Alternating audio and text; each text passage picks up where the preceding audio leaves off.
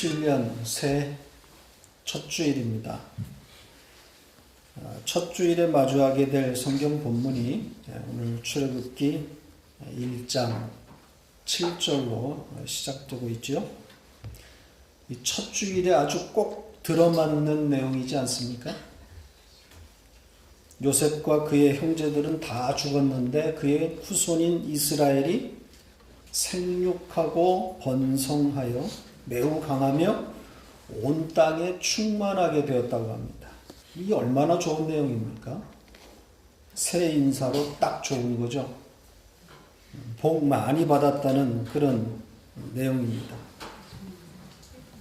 그러나 이 구절을 조금만 들여다보면 그런 복을 말하는 것이 아니라는 것을 알게 됩니다. 여기에 쓰인 단어들이 모두 창세기의 언어들이죠. 같은 단어가 있는 창세기로 가보겠습니다. 창세기 1장 22절 같이 읽겠습니다. 하나님이 그들에게 복을 주시며 이르시되 생육하고 번성하여 여러 바닷물에 충만하라. 새들도 땅에 번성하라 하시니라. 이 구절에 역시 복이 들어가 있습니다. 이 복이라고 하는 단어가 성경에 가장 먼저 등장하는 구절이죠. 처음 등장하는 구절입니다. 새해가 되기도 했으니까 복에 대해서 좀 정리하고 가십시다. 하나님이 그들에게 복을 주셨다고 합니다. 이 복을 주시는 대상, 그들이 누굽니까? 여기에 이 그들에게 복을 주셨다고 그랬는데 누굽니까?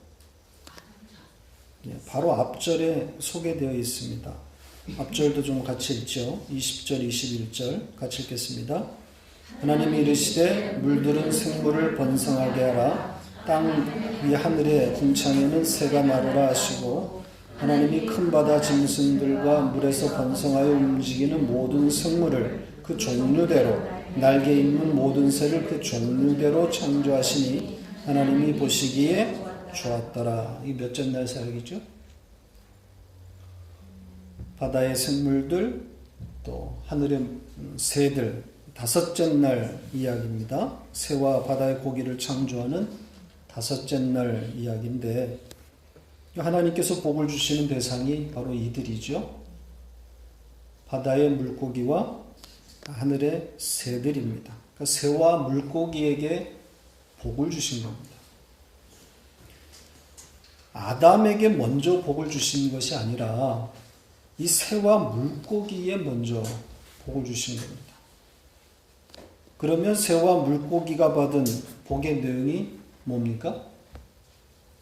오늘 본문과 같은 내용이죠. 생육하고 번성하여 각각 있는 곳을 가득 채우라, 충만하게 하라. 이게 복의 내용입니다.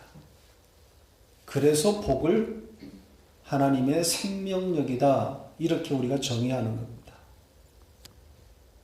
우리들이 지금 알고 있는 일반적으로 쓰고 있는 복의 개념과는 많이 다른 거죠.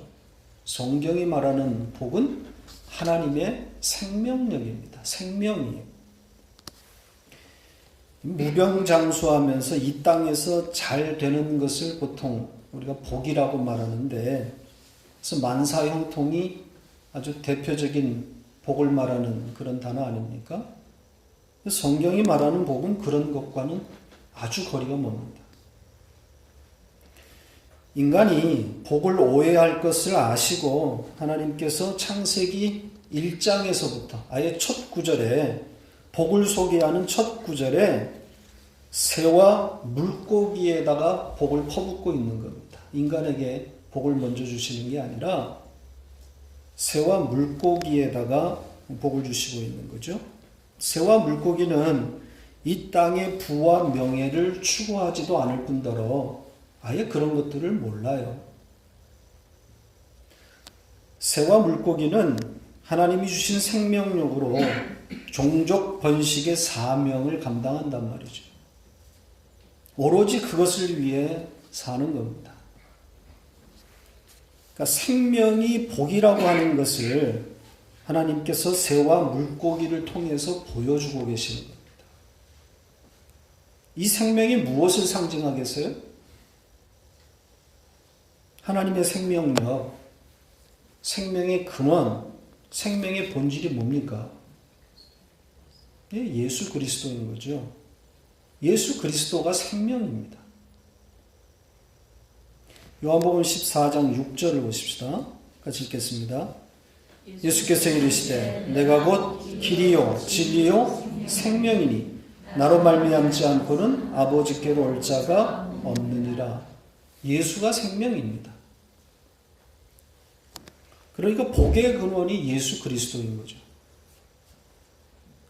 예수 그리스도 안에 있는 자들이 복받은 자들이에요. 성경이 말하는 복은 이것 하나밖에 없습니다. 예수 그리스도를 아는 믿음이 행복인 겁니다. 따라서 문화명령이라고 부르고 있는 창세기 1장 28절도 예수 그리스도로 해석되어야 하는 거죠. 창세기 1장 28절 보십시다. 같이 읽겠습니다. 하나님이 그들에게 복을 주시며 하나님이 그들에게 이르시되 생육하고 번성하여 땅에 충만하라. 땅을 정복하라.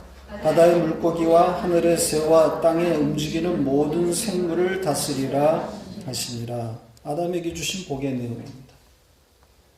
생육하고 번성하여 땅에 충만하라고 하시죠. 땅을 정복하라고 하시면서 모든 생물을 다스리라고 말합니다. 이 구절을 표피적으로만 보면 인류를 향한 보편적인 문화명령이라고 할 수 있습니다. 껍데기만 보면 언뜻 봐서는 어떤 종족 번식과 그 번식을 위해서, 인간의 종족 번식을 위해서 새와 물고기와 동물들을 식물로 삼으라고 하는 그런 말씀처럼 보여요. 근데 이렇게 성경을 읽어버리면 성경은 과학책이 되고 마는 겁니다. 그리고 하나님께서 인간에게 주신 복이라고 하는 것도 그냥 그저 그렇고 그런 것이 되고 마는 거죠. 세상이 말하고 있는 그런 복. 이 땅에서 번성하여서 강한 사람이 돼 땅을 정복하는 것이 복이 되어버리는 겁니다. 그래서 이 땅에서 번성하면, 이 땅에서 잘 되면, 성공하면, 대박이 나면 그것을 복이라고 오해하게 되는 거예요. 남을 누르고 높은 자리에 앉는 것을 복이라고 착각하게 되는 거죠. 그저께인가요? MBC 연기대상에서 신인상을 받은 유준열이가 소감 마지막에 뭐라고 했는지 혹시 보셨습니까? 다른 많은 배우들이 있지만 유준열을 오늘 좀 까야 될 것 같습니다. 소감 마지막에 영광을 하나님께 돌리겠다. 이렇게 인사를 마쳤습니다. 자기가 이룬 업적을 통해서 하나님 영광 받으시라는 거죠. 1등 된 것을 복이라고 오해했기 때문에 나온 자연스러운 결과입니다. 1등한 게 복이라는 거죠. 하나님은 인간에게서 어떤 영광도 취하지 않으십니다. 인간에게서 나오는 것은 믿음 없음이기 때문이에요. 요한복음 5장 41절로 42절을 보십시다. 같이 읽겠습니다. 나는 사람에게서 영광을 취하지 아니하노라. 다만 하나님을 사랑하는 것이 너희 속에 없음을 알았노라. 선악과를 따먹은 인간에게서 나오는 것은 믿음 없음, 불신앙뿐입니다. 그래서 하나님은 인간에게 어떤 것도 기대하지 않으세요. 자, 창세기 8장 노아에 대한 구절을 좀 보고 가십시다. 20절, 21절 같이 읽겠습니다. 노아가 여호와께 제단을 쌓고 모든 정결한 짐승과 모든 정결한 새 중에서 제물을 취하여 번제로 제단에 드렸더니 하나님께서 그 향기를 받으시고 그 중심에 이르시되 내가 다시는 사람으로 말미암아 땅을 저주하지 아니하리니 이는 사람의 마음이 계획하는 바가 어려서부터 악함이라. 내가 전에 행한 것 같이 모든 생물을 다시 멸하지 아니하리니. 인간은 어려서부터 악하다 그러죠? 태어날 때부터 죄인인 겁니다. 전적 타락이라 그러잖아요. 선악과를 물고 태어나는 인간에게서 하나님이 받으실 것이라고는 하나도 없는 겁니다. 그래서 하나님은 우리에게 영광을 받으시는 분이기 전에 먼저 영광을 부어주시는 분이죠. 하나님으로부터 영광을 받은 자만이 비로소 하나님께 영광을 반사할 수 있는 겁니다. 요한복음 17장 22절입니다. 같이 읽겠습니다. 내게 주신 영광을 내가 그들에게 주었사오니 이는 우리가 하나가 된 것 같이 그들도 하나가 되게 하려 함이니이다. 주님이 제자들에게 영광을 부으셨다 그러죠. 이 제자들은 바로 교회 대표로 등장하고 있는 겁니다. 그러니까 여러분들이에요. 하나님이 여러분들에게 영광을 부으셨다 그럽니다. 그 영광을 부으신 상태 혹은 부어진 상태를 하나님과 하나가 된 것이다 이렇게 말하고 있어요. 하나님과 우리 주님이 하나 된 것 같이 저들도 하나가 되었다고 말하지 않습니까? 하나님의 생명력이신 예수 그리스도와 우리가 하나가 된 것, 연합된 상태를 영광이 부어졌다 이렇게 말하고 있는 겁니다. 그렇게 우리는 영광스러운 존재가 된 거죠. 우리는 기본적으로 하나님께 영광을 돌리는 자들이 아니라 하나님으로부터 영광을 받은 자라고 하는 그 인식이 먼저 있어야 되는 거죠. 예수로 덮여진 상태를 영광스럽다 이렇게 말하고 있는 거예요. 여러분들은 영광스러운 그런 상태에 있는 자들. 여전히 그 속은 세상과 다름이 없는데 속죄소이신 예수 그리스도로 덮여져 있는 거죠. 그게 우리의 영광의 상태예요. 여전히 우리의 속은 세상으로 꽉 차 있단 말이죠. 지금 우리가 이렇게 눈이 많이 쌓였는데 깨끗하게 보이잖아요. 그러나 그 속은 여전히 더럽단 말이죠. 덮음이에요. 그래서 하나님께서 인간에게서는 영광을 취하지 않는다고 말하는 겁니다. 예수 그리스도로 덮여져 있을 뿐이지 그 속에서는 하나님께 꺼내놓을 수 있는 게 아무것도 없단 말이에요. 인간에게서 나오는 것으로는 하나님을 기쁘시게 할 수 없는 겁니다. 하나님이 우리에게 인간에게 받으시는 그런 유일한 영광이 뭐겠어요? 하나님이 기대하시고 원하시는 그 영광이 뭡니까? 예수 그리스도밖에는 없는 거예요. 우리에게서 나오는 것이 아닌 우리를 덮으신 예수 그리스도밖에는 하나님께 영광이 될 게 없는 겁니다. 그러니까 예수 그리스도를 내어놓아야 되는 거죠. 이 영광을 가지고 하나님의 보좌 앞으로 나가는 겁니다. 히브리서 4장 15절, 16절 같이 읽겠습니다. 우리에게 있는 대제사장은 우리의 연약함을 동정하지 못하실 리가 아니요 우리와 똑같이 시험을 받으시니로되 죄는 없으시니라. 그러므로 우리는 긍휼하심을 받고 때를 따라 돕는 은혜를 얻기 위하여 은혜의 보좌 앞에 담대히 나아갈 것입니다.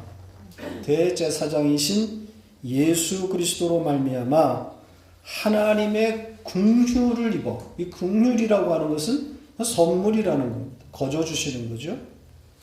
긍휼을 입어서 하나님의 보좌 앞에 담대히 나가게 되는 겁니다. 그러니까 하나님께 나아가는 유일한 방법은 이거밖에는 없는 거죠. 국류를 입어서 나가는. 다른 어떤 것으로 그 보좌에 나아갈 수가 없어요.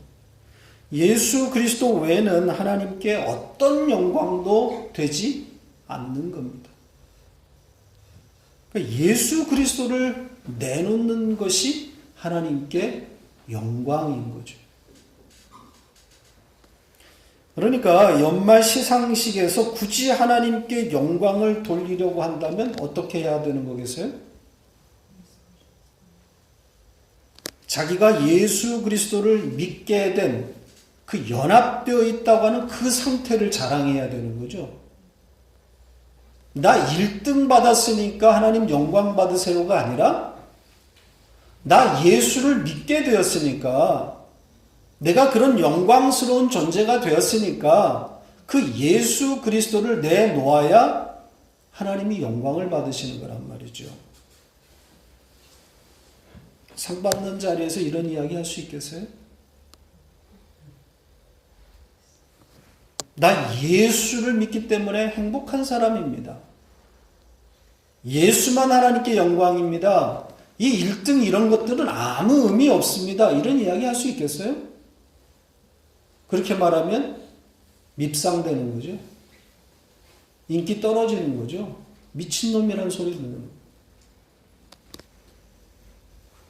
상 자체는 아무 의미가 없다고 말하고 이 세상의 가치를 부정하면서 예수만 꺼내놓으면, 예수만 자랑하면 국민 밉상되는 거예요. 한순간입니다. 세상 인기 순간적으로 날아가는 거예요. 그러니까 어떻게 해야 되겠어요? 그냥 말 안 하면 돼요. 예수 자랑할 거 아니면 그냥 조용하면 됩니다. 자, 생육과 번성의 의미를 잘 아시겠죠? 복과 같은 개념입니다. 그러니까 이스라엘 자손이 애굽에서 생육하고 번성하여 강한 민족이 되고 온 땅에 가득하게 되었다고 하는 것은 언약의 성취인 예수 그리스도의 충만으로 이해하셔야 되는 거죠. 자, 8절로 넘어갑니다. 이제 8절부터 1장 마지막까지는 이스라엘 자손이 애굽에서 생육하고 번성하여 온 땅에 가득하게 되는 구체적인 과정이 소개되고 있습니다. 그리고 그 생육의 또 번성의 끝, 강한 민족이 돼서 그 온 땅에, 애굽 땅에 가득하게 되니까 그 끝, 그 결과는 뭡니까? 애굽에서 죽는 겁니다. 그렇죠? 번성의 끝은 죽음이에요. 태어나는 아들들이 몽땅 어떻게 돼요? 다 죽는단 말입니다. 이스라엘 자손의 아들들이 예외 없이 다 죽어가는 거죠. 첫 아들이 죽는다, 아들이 죽는다라고 하는 건 뭐예요? 다 죽는 거예요. 그렇잖아요? 대표가 죽는 거기 때문에 다 죽는 거랍니다. 그렇게 줄줄이 죽어가는데 거기에서 살아나는 한 아들이 등장을 하죠. 물에서 건져냄을 받은 한 아들이 등장을 해서 이스라엘을 구원하는 이야기로 전개된단 말이죠. 그 아들이 누구예요? 모세입니다. 이 모세는 누구를 예표하는 겁니까? 예수란 말이죠. 그러니까 예수 그리스도로 말미암는 구원을 그대로 담고 있는 거예요. 좀 더 구체적으로 좀 보죠. 요셉을 알지 못하는 왕이 등장해서 애굽을 통치하게 됩니다. 그러니까 이 힉소스 왕조가 무너지는 거예요. 셈족의 왕조가 무너지고 다시 함족이 제 왕조를 다시 일으키게 된 거죠. 이스라엘과 동족인 셈족 왕조, 힉소스 왕조가 무너지고 함족, 바로가 등장을 하는 거예요. 그래서 이 함족이 정권을 장악하고 이제 이스라엘과 대립각을 세우게 되는 겁니다. 이 바로가 바라보는 이스라엘에 대한 시각이 어떠했습니까? 바로는 이스라엘을 어떻게 생각했던 거죠? 이스라엘 자손이 자기들보다 많고 강하다고 그렇게 생각하고 있는 거죠. 이 정권이 바뀌었기 때문에 이스라엘의 번성은 얼마든지 정치적 변수로 작용할 가능성이 있습니다. 정권이 바뀌면 우선적으로 정치적 안정을 선결 과제로 세우게 된단 말이죠. 이스라엘이 애굽에서 나올 때 남자 장정만 60만이었으니까 한 200만 정도 된단 말이죠. 결코 작은 숫자는 아닙니다. 그리고 지금 새 왕조가 어떤 안정 가운데 있는 게 아니기 때문에 호시탐탐 셈족이 또 재건의 어떤 꿈을 꾸고 있지 않겠습니까? 그러니까 이스라엘의 번성은 바로에게 있어서 큰 고민거리가 되는 거죠. 만약 주변 국가들과 또 이 셈족과 다시 전쟁이라도 나면 이스라엘 자손이 어느 쪽으로 어느 편을 들지가 고민되었을 거란 말이죠. 또 이스라엘이 같은 셈족이기 때문에 셈족에 붙어버리면 정치적으로 많이 어려워지는 거란 말이죠. 그래서 바로가 내세운 정책이 뭡니까? 이스라엘을 어떻게 해야 된다는 거예요? 약화시켜야 되는 거죠. 그래서 이스라엘을 더욱 괴롭게 하는 혹독한 정책을 쓰게 되는 겁니다. 국가적인 대형 공사를 수립하고 그 사역에 이스라엘 자손들을 투입시키는 겁니다. 육체적인 어떤 그 노동의 강도를 높이는 거죠. 그래서 혹시라도 일어날지 모르는 전쟁에 대비하는 겁니다. 힘을 못 쓰도록 하겠다는 거죠. 국고성 비돔과 라암셋을 건축하고 거기에 이스라엘을 동원합니다. 이 비돔과 라암셋은 지금 이스라엘 백성들이 거하고 있는 고센 땅이에요. 두 신도시를 건설하는 대형 프로젝트인 거죠. 국고성이라고 하는 것은 나라의 창고들이 들어서는 그런 도시를 말하는 겁니다. 그러니까 이스라엘 자손들이 살고 있는 고센 땅에다가 일부러 지금 이 대형 프로젝트를 세운 거예요. 이스라엘 자손들을 뭐 하기 위해서? 괴롭게 하기 위해서. 학대하기 위해서. 의도적으로 고센에 이 두 국고성을 짓는 거죠. 그런데 바로의 이런 정책은 그의 예상을 빗나가고 맙니다. 이 강제 노동에 혹독하게 이들을 다루면 번성이 멈추고 힘이 약화돼야 되는데 실상은 어땠습니까? 네, 더 강해졌다고 말하고 있죠. 반대입니다. 학대하면 할수록 더욱 번성하여 땅에 퍼져갔다 그럽니다. 충만하게 되는 거죠. 그러니까 바로는 이 일로 인해서 더욱 근심이 되는 겁니다. 정책을 폈는데 예상되는 어떤 그런 결과가 나오지 못하면 왕은 점점 더 근심하게 되는 거죠. 지금 우리나라의 모습하고 비슷하지 않습니까? 대통령은 계속해서 어떤 전략을 내놓는데 나오는 결과는 점점 그의 생각과는 달리 가고 있는 거 아닙니까? 그러니까 어떻게 되겠어요? 바로가 자기가 의도한 바대로 가지 않으면 포악해지는 겁니다. 완악해지는 겁니다. 그래서 더 가혹한 노동으로 몰아가는 겁니다. 사람이 이렇게 미련하단 말이죠. 자기가 의도한 대로 안 되면 정신 차리고 돌이켜야 되는데 그렇게 못해요. 더 밀어붙인단 말이죠.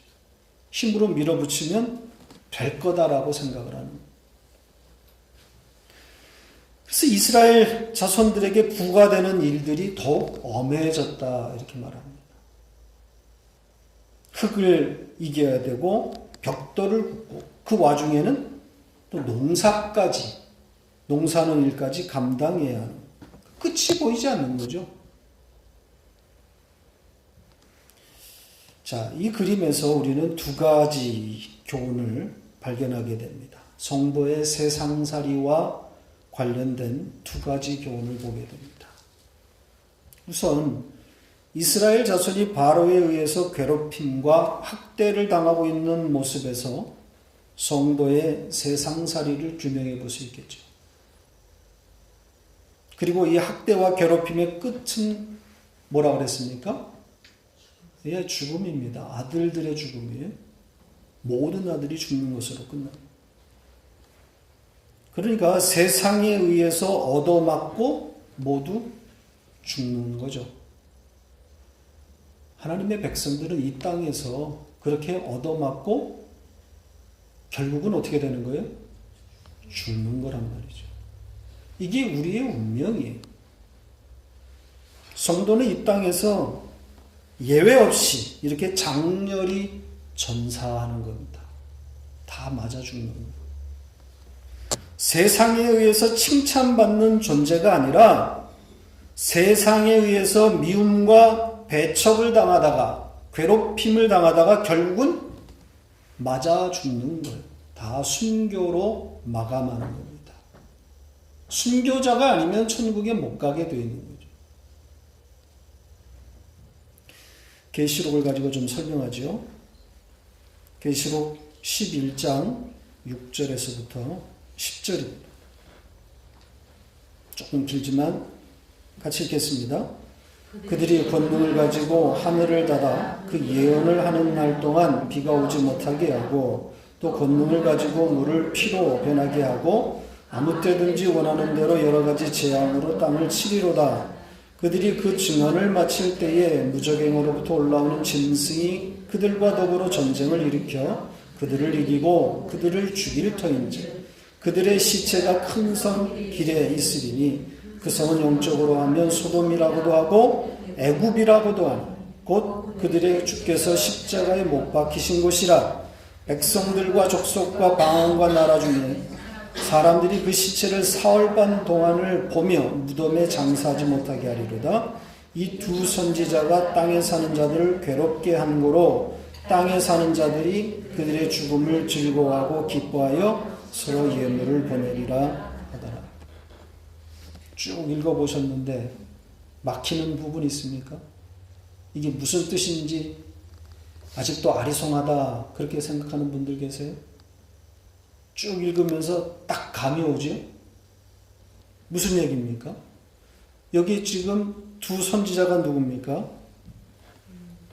하나는 엘리야고, 그렇잖아요. 하늘의 창을 닫아버린 그 엘리야 아닙니까? 그리고 또 한 선지자는 누굽니까? 모세입니다. 물을 피로 변하게 하고 자기 원하는 대로 여러 가지 재앙을 쏟은 자. 그러니까 엘리야와 모세란 말이죠.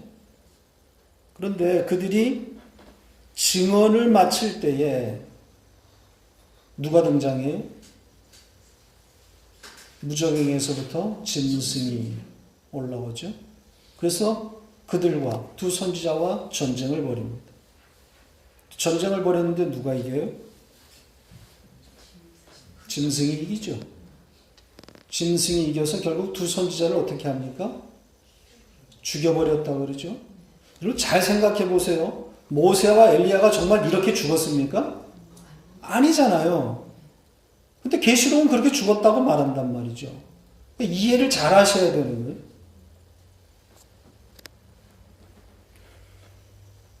그리고 그의 죽음을 놓고 이 세상이 어떻게 했습니까? 좋아했다고 그러죠. 왜 좋아했습니까? 그의 죽음을 놓고 잔치를 벌였다 그러는. 왜 그렇게 좋아했다 그래요? 마지막에 뭐라고 되어 있어요? 이 두 선지자가 땅에 사는 자들을 어떻게 했기 때문에? 괴롭게 했다고. 그래서 땅에 사는 자들이 얄밉기 때문에 미워서 그들의 죽음을 기뻐한 겁니다. 이 이야기가 그대로 우리들의 이야기란 말이죠. 이 두 선지자는 교회의 대표로 등장을 하는 겁니다. 여러분들, 교회의 운명을 말하고 있는 거예요. 교회는 이렇게 무적행으로부터 올라오는 짐승에 의해서 늘씬 두들겨 맞고 결국은 죽임을 당하는 거예요.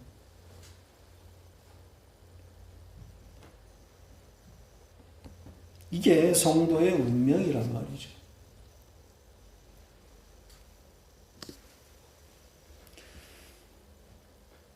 성도는 이렇게 이 땅에서 이렇게 비참한 죽음으로 마감하는 겁니다. 말씀을 증언하는 것 때문에, 이 말씀, 우리가 받은 이 말씀 때문에 그렇게 죽는 거예요. 자, 계시록 6장 9절로 11절. 그래서 우리가 계시록을 보는 것은 계시록을 금방 끝냈기 때문에 아무래도 기억이 좀 있을 테니까 계시록을 가지고 좀 설명을 드리는 겁니다.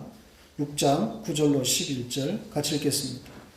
다섯째 인을 떼실 때에 내가 보니 하나님의 말씀과 그들이 가진 증거로 말미암아 죽임을 당한 영혼들이 제단 아래에 있어 큰 소리로 불러 이르되 거룩하고 참되신 대주제 땅에 거하는 자들을 심판하여 우리 피를 갚아주지 아니하시기를 어느 때까지 하시려 하나이까 하니 각각 그들에게 흰 두루마리를 주시며 이르시되 아직 잠시 동안 쉬되 그들의 동무종들과 형제들도 자기처럼 죽임을 당하여 그 수가 차기까지 하라 하시더라.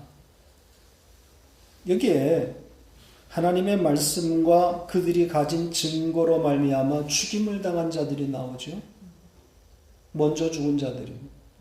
근데 이들만 죽는 게 아니라 그러잖아요. 마지막 절에 뭐라고 되어 있습니까? 그 동무들과 형제들도 그들처럼 죽임을 당하는 거예요. 그래서 수가 채워져야 되는 거죠. 다 죽는다는 거예요. 다 죽어야 완성이라는 거예요. 여기 하나님의 백성들을 어떻게 표현했습니까? 하나님의 말씀과 그들이 가진 증거로 말미암아 죽임을 당한 영혼들, 이게 성도를 정의하는 말이에요. 여러분들이 바로 이런 분들이에요. 하나님의 말씀과 여러분들이 가진 증거로 말미암아 죽임을 당하는 영혼들, 이게 우리란 말이죠. 그러니까 모두 순교하는 겁니다. 다 목배임을 당하는 거예요. 그렇게 죽지 않고는 애굽을 빠져나올 수가 없어요.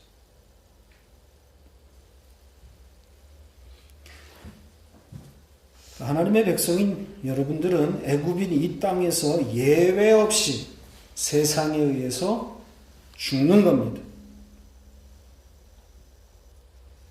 근데 이 죽음, 이 순교, 이건 지금 우리가 일반적으로 쓰고 있는 그런 문자적인 순교 아닙니다.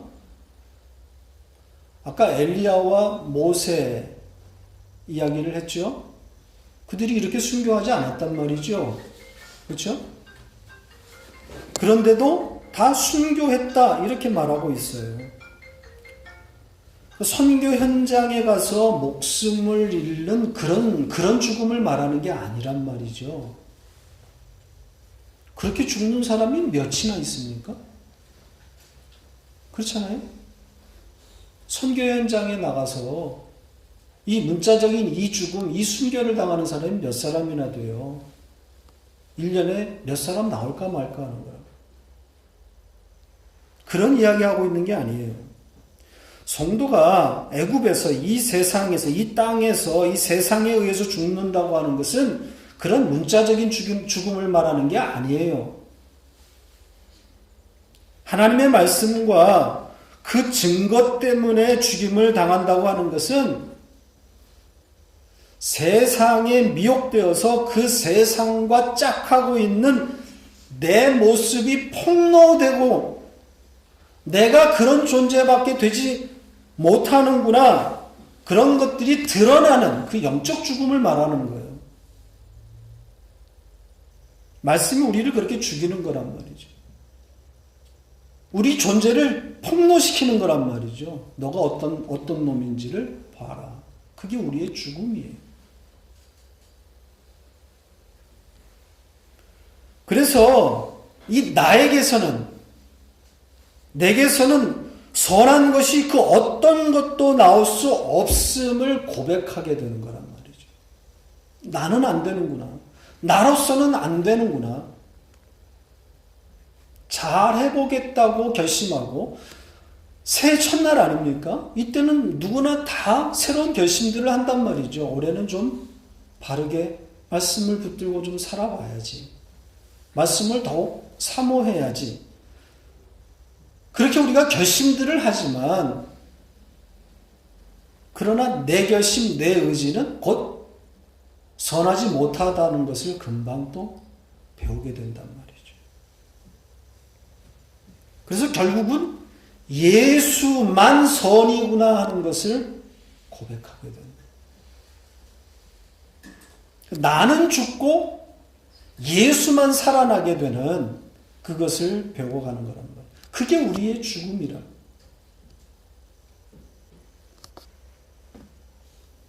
마귀는 집요하게 우리를 미혹하고 있습니다.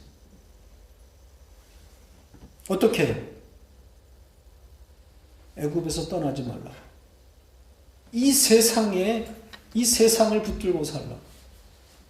이 세상에다 묶어 놓으려고 끊임없이 미혹한단 말이죠. 마귀가 주로 쓰는 무기가 뭡니까? 어떤 걸 가지고 우리를 미혹하죠? 네? 이 세상이 더 좋다고, 이 애굽이 훨씬 더 아름답다라고 우리를 꼬드기는데 뭘 가지고 하냔 말이죠. 크게 두 가지예요. 하나는 복이에요. 세상 부귀영화란 말이죠. 마귀가 세상 부귀영화를 쥐고 있지 않습니까? 하나님이 넘겨줬어요, 마귀에게. 왜? 우리 백성, 내 백성들 미혹하라고 넘겨줬단 말이죠. 또 하나는 뭐예요? 기적이란 말이죠. 이 세상을 좀 더 행복하게, 아름답게, 좀 더 좋은 세상 만들자고 마귀가 기적을 보여준단 말이에요. 자꾸만 희망을 불어넣어준단 말이에요. 새해가 되면 2017년이 되면 좀 더 좋은 세상 될 거다. 이렇게 거짓말을 한단 말이죠.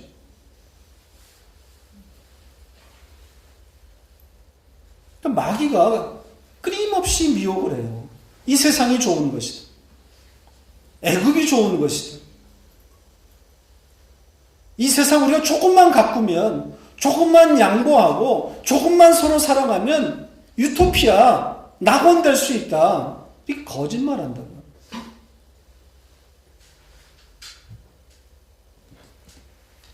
우리는 그들의 그 거짓말에 수시로 속아 넘어가게 돼 있어요. 그래서 말씀이 우리를 끌어가는 자리가 아님에도 불구하고 나도 모르는 사이에 세상 한복판에 주저앉게 된단 말이죠. 이 세상을 부정하고 이 세상의 가치를 부정하는 것이 말씀이 끌어가는 자리 아닙니까? 그런데 그렇게 말씀이 우리를 끌어갈 때마다 배우고 그렇게 고백을 하고 그렇지 이 세상에 1등 되는 게 무슨 의미가 있을까? 이 세상에서 즐기는 그것이 뭔 가치가 있을까? 그러다가도 어느 순간 훅 하고 우리가 넘어간단 말이죠. 그 세상에 분주하다 보면 이 세상 것을 보다 보면 안 볼 수가 없잖아요. 어떻게 내 자식을 안 봅니까? 저 애들하고 같이 있으면 좋은데. 그렇잖아요. 여기 있는 딸한테는 좀 미안하지만 한국에 아들이 둘이나 있단 말이죠. 저는 제 마음이 거기가 있어요. 제가 1월 5일을 기다리고 있다 그러지 않습니까? 벌써 이번 주예요. 그렇게 우리는 훅 하고 넘어간단 말이죠. 내 새끼가 내가 좋아하는 그 하키를 해주는데 제 마음이 어떻게 안 뺏기겠습니까? 근데 그게 무슨 가치가 있냐고요. 우리 아이가 골을 넣든 뭘 하든 그게 무슨 가치가 있냐고. 거기 무슨 의미가 있어요? 그런데 우리가 이렇게 수시로 미혹당한단 말이죠. 그게 행복이다. 그렇게 세상 한복판에 주저앉아 있을 때 말씀이 우리를 폭로시키는 거예요. 너 지금 어디에 앉아있니? 그 비참함을 보게 하시는 거죠. 그 비참함을 보는 그것이 우리의 영적 죽음을 말하는 거예요. 그렇게 죽는 거예요. 내가 이거밖에 안 된다. 그러니까 하나님이 지금 우리를 지옥불에다 던져 넣어도 우리는 할 말이 없는 사람들이에요.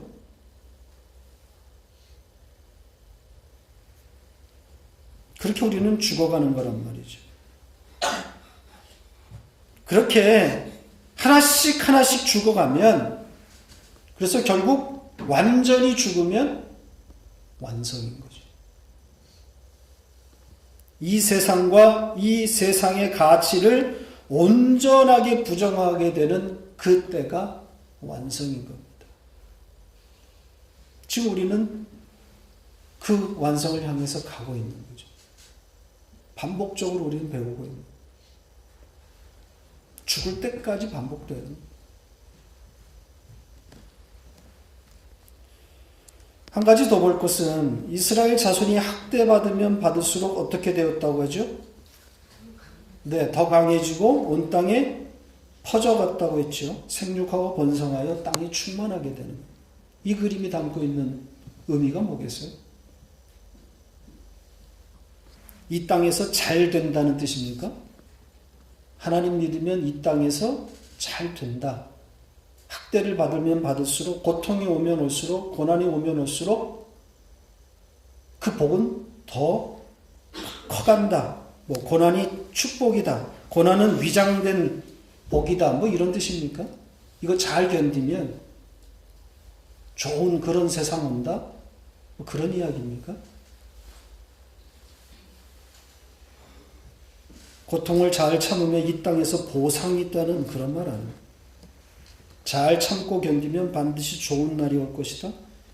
성경이 고작 이런 이야기를 하고 있다면 세상과 뭐가 다릅니까? 세상 철학자들, 세상의 행복 전도사들이 말하는 것과 뭐가 다르냔 말이죠. 누구나 다 할 수 있는 말 아닙니까? 역경을 잘 견디면 좋은 그런 세상이 온다. 좋은 날 온다. 역경을 여러 가지 신념으로 이겨낸 수많은 경험자들의 명언들이 있어요. 그들도 그런 말 한단 말이죠. 역경 없이 어떻게 위대한 인물이 만들어질 수 있겠습니까? 지금 성경이 그런 교훈을 담고 있겠습니까? 학대받으면 받을수록 번성해서 이 땅에 충만해졌다.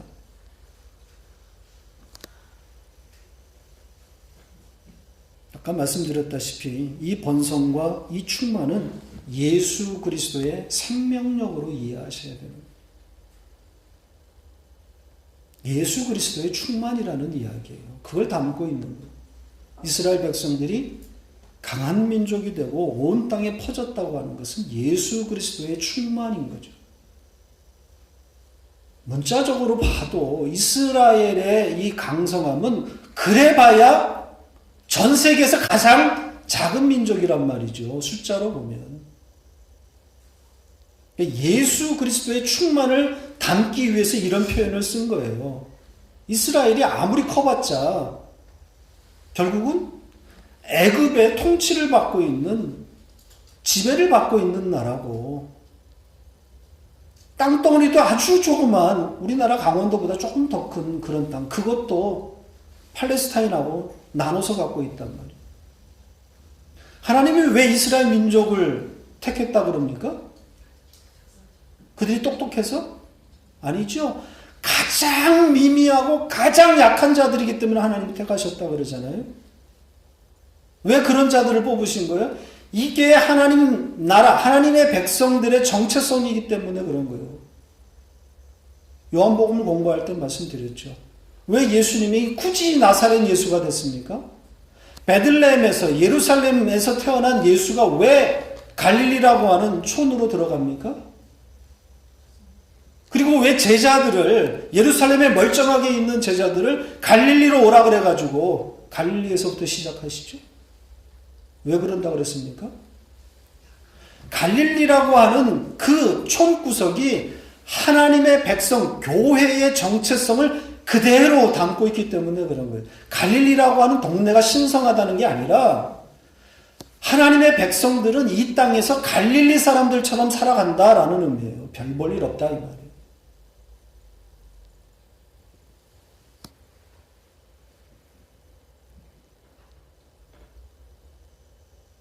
어떤 경우라도 하나님의 열심히 당신의 백성들을 그렇게 끌고 가십니다.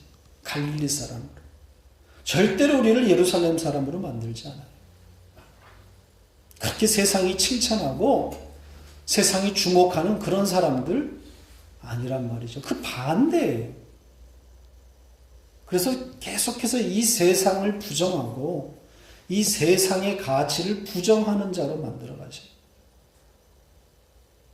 그래서 이 땅에 대한 희망을 계속 부셔가는 거예요. 오늘날 교회들이 거꾸로 가고 있는 거예요. 자꾸만 교회를 찾는 사람들에게 희망을 주려고 한단 말이죠. 살만한 세상 만들죠. 그리스도의 계절 오게 하죠. 아닙니다. 교회는 이 세상에 대한 기대와 희망을 부셔봐야 되는 거죠. 희망을 부수고 뭘 줘야 되는 거예요?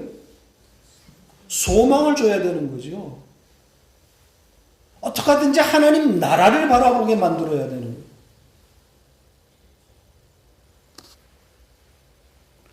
이 땅에서 죽여서 애굽에서 죽여서 가나안으로 완성하시겠다고 하는 그 하나님의 열심을 이 이스라엘의 번성과 충만의 소림을 볼 수 있어야 돼요. 기어코 이렇게 만드시겠다는 거예요. 가나안으로 끌고 가시겠다는 거예요. 가나안을 바라보는 자들로 만들겠다. 그러니까 아직도 이 세상에 대한 기대와 여러분의 자녀들에 대한 기대를 저처럼 이렇게 갖고 있다면 아직 먼 거예요. 아직 멀었어요. 하나님 부셔버릴 거라고. 저도 겁이 나요.